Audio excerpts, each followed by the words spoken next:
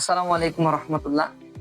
বরাবরের মতোই রাহাবা tours and travels এর পক্ষ থেকে আমি মোহাম্মদ আলামিন আপনাদের সাথে আছি।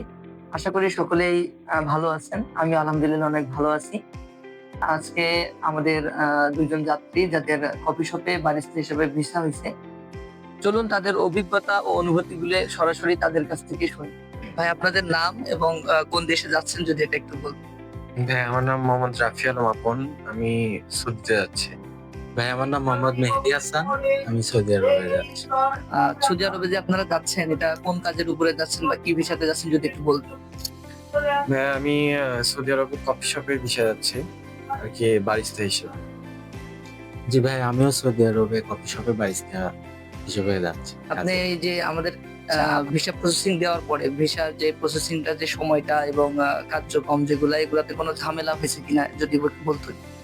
জি ভাই কোনো ঝামেলা হয় নাই ইনশাআল্লাহ। আমরা খুব ভালোভাবে দ্রুতভাবে আমাদের ভিসা প্রসেসিং হয়েছে। সবকিছু তাড়াতাড়ি প্রসেসিং। আমাদের সার্ভিস সম্পর্কে বা আমাদের এজেন্সিতে আপনার কেমন অভিজ্ঞতা হলো? জি ভাই আলহামদুলিল্লাহ আপনাদের সার্ভিস খুব ভালো লাগছে। আপনাদের এজেন্সির কাজও খুব দ্রুত। ইনশাআল্লাহ খুব ভালো লাগছে।